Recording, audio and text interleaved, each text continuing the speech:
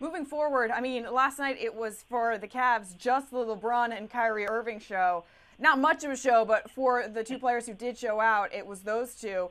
Who else needs to step up on this team? I mean, LeBron was asking at the trade deadline for help. You better believe he's in that locker room now asking these guys to step up.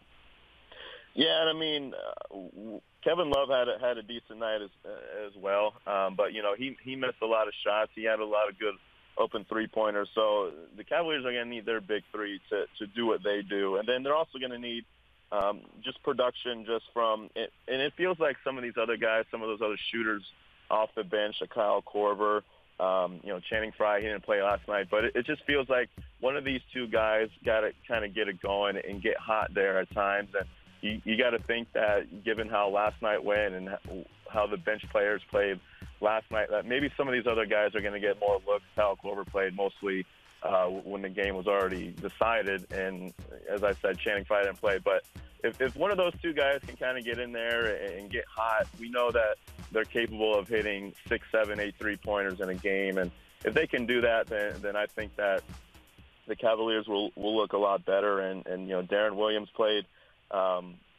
He didn't look that like that vintage 2009 Darren Williams. So he's going to have to step up, and some of those other guys, Iman Shumpert, we know he's a pretty good defender, but he's going to have to step up too. It's going to have to be a collective effort, as these guys, as the big three has shown. They can't all do it themselves, and it's not like they need all these other guys to come out and drop 10, 15 points. Just a collective effort to get more points.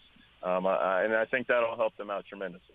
I don't know. I think they might need Kyle Korver to turn into Kelly Olynyk in that game that we saw against the Wizards, where people were adjusting their glasses and they're like, Larry?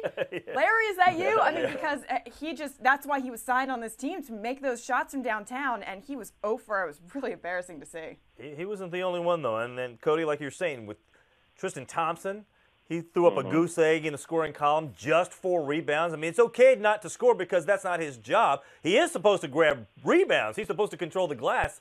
And I don't know, what did you see there? Was that something that Golden State was doing to maybe keep him away from the glass?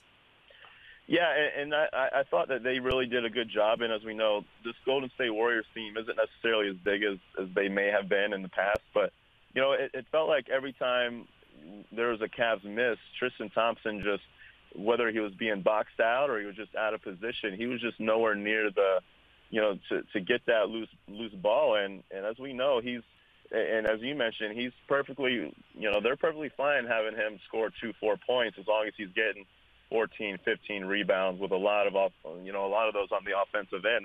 That's what he does. That's what got him that big contract. So it just felt like he was nowhere near an offensive rebound last night for most of the night. And if you're the Warriors, that's exactly what you want to do. You want to limit the Cavaliers and their ability to create second chance points. Kevin Love had 21 rebounds, and he was a monster on the offensive board as well against the Celtics. But, this isn't the Celtics anymore. This is the Golden State Warriors. So they're going to have to figure out some other ways to get them guys some clean looks and get down in the paint and have a chance to grab those offensive rebounds.